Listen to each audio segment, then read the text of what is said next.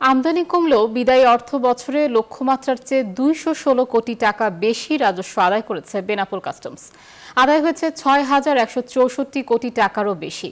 বন্দর কর্তৃপক্ষ ও ব্যবহারকারীরা বলছেন, রাজস্ব ফাঁকিতে কঠোর অবস্থানের পাশাপাশি ব্যবসা বান্ধব পরিবেশ সৃষ্টি করার কারণেই এমন সাফল্য এসেছে। বেনাপোল প্রতিনিধি বকুল মাহবুবের তথ্যচিত্রে ডেস্ক রিপোর্ট। দেশের অন্যতম প্রধান স্থলবন্দর যশোরের বেনাপোল ২০২৩-২৪ অর্থ বছরে এই বন্দর দিয়ে আমদানি হয়েছে ১৭,২১,৭৮০ মেট্রিক টন পণ্য, যা আগের অর্থ বছরের চেয়ে কম। তবে আমদানি কমলেও বেড়েছে রাজস্ব আদায়।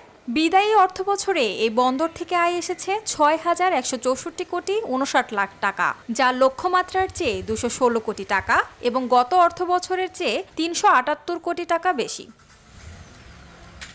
কাস্টমস কর্মকর্তাদের দাবি, রাজস্ব ফাঁকিতে কঠোর অবস্থান এবং ব্যবসা বান্ধব পরিবেশ সৃষ্টির কারণে বেড়েছে আয়।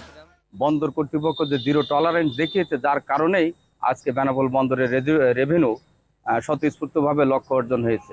বিল অফ এক্সচেঞ্জের যে রেটটা ছিল, সে রেটটা ছিল ১১০ টাকা।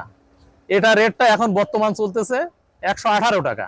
এই রেট বাড়ার কারণে এখানে রাজস্ব কোটি কোটি টাকা আহরণ হয়েছে। এখানে গেল অর্থ বছরে বেনাপোল বন্দর দিয়ে বেশি আমদানি হয়েছে মেগা প্রকল্প নির্মাণের কাঁচামাল ও যন্ত্রপাতি। তবে সবচেয়ে বেশি আয় হয়েছে পচনশীল পণ্য, কাপড়, গাড়ির যন্ত্রাংশ ও বিভিন্ন শিল্পের কাঁচামাল আমদানি থেকে। ডলারের দাম বৃদ্ধির কারণে এসব পণ্য আমদানিতে রাজস্ব আদায় বেড়েছে। সেই সাথে অটোমেশনের ফলে বন্ধ হয়েছে ওজন স্কেলের অনিয়ম, বলছেন ব্যবসায়ীরা। স্কেলে ব্যাপক অনিয়ম হতো, এখানে একটা ব্যাপক কারচুপির বিষয় ছিল, সেগুলো যখন রোধ করতে পেরেছে কর্তৃপক্ষ, সেজন্য এবার বেনাপোল কাস্টমস হাউসে গত লক্ষ্যমাত্রার চেয়ে ২১৬ কোটি টাকা বেশি রাজস্ব আয় করেছে। জাতীয় রাজস্ব বোর্ডের সুনির্দিষ্ট নির্দেশনা, আইনের যথাযথ প্রয়োগ, কমিশনার মহোদয়ের সময়ানুগ প্রচেষ্টা এবং সকল কর্মকর্তা কর্মচারীর যে আন্তরিক প্রচেষ্টা, তার ফলেই এ রাজস্ব এবং কাঙ্ক্ষিত লক্ষ্যমাত্রা অর্জন সম্ভব হয়েছে।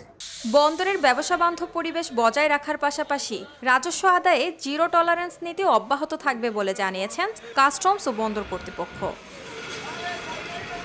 Desk report, news 24।